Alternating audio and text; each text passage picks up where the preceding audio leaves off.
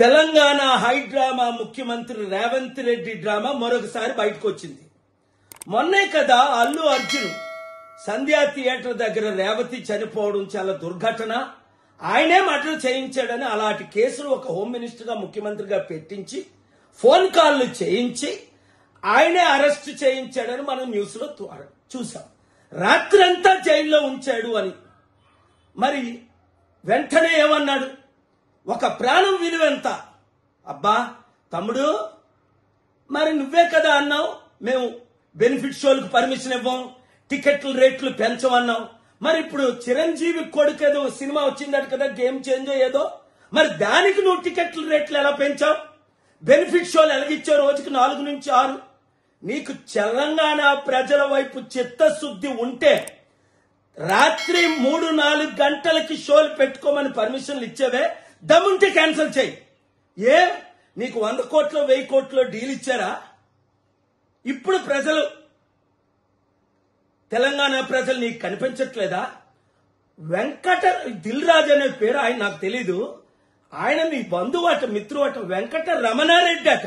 అంటే ఒక రెడ్డి వచ్చి ఈ రెడ్డితో మాట్లాడితే మీరు డీల్స్ చేసుకుంటారా? తెలంగాణ ప్రజలారా, తెలుగు ప్రజలారా, చిత్తశుద్ధి ఉన్నవారంతా రేవంత్ రెడ్డి ముఖ్యమంత్రిగా ఉంటుండగానే తెలంగాణ సర్పంచులను చిత్తుగా కాంగ్రెస్ తరఫున పోటీ చేసిన వాళ్ళు ఓడిద్దాం. మన బీసీ, ఎస్సీ, ఎస్టీ, క్రిస్టియన్, ముస్లిం సత్తా ఈ రెడ్లకి చూపిద్దాం. మన రాష్ట్రాలను మనం కాపాడుకుందాం. ఈ వీడియో అందరికీ షేర్ చేయండి. తెలంగాణ హై డ్రామా ముఖ్యమంత్రి రేవంత్ రెడ్డి డ్రామా మరొకసారి బయటకు వచ్చింది.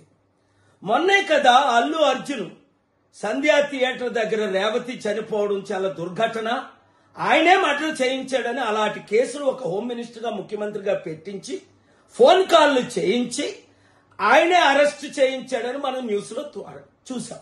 రాత్రంతా జైల్లో ఉంచాడు అని. మరి వెంటనే ఏమన్నాడు? ఒక ప్రాణం విలువెంత? అబ్బా తమ్ముడు, మరి నువ్వే కదా అన్నావు మేము బెనిఫిట్ షోలకు పర్మిషన్ ఇవ్వం, టికెట్ల రేట్లు పెంచమన్నావు.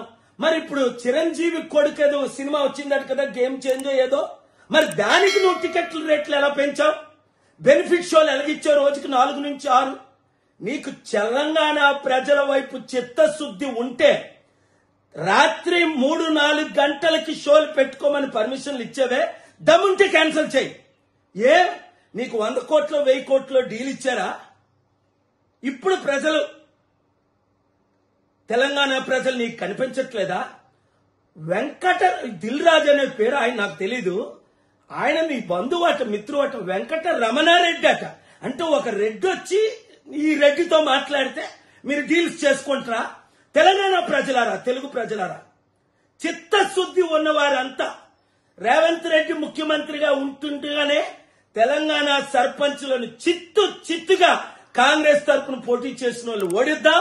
మన బీసీ, ఎస్సీ, ఎస్టీ, క్రిస్టియన్, ముస్లిం సత్తా ఈ రెడ్లకి చూపిద్దాం. మన రాష్ట్రాలను మనం కాపాడుకుందాం. ఈ వీడియో అందరికీ షేర్ చేయండి.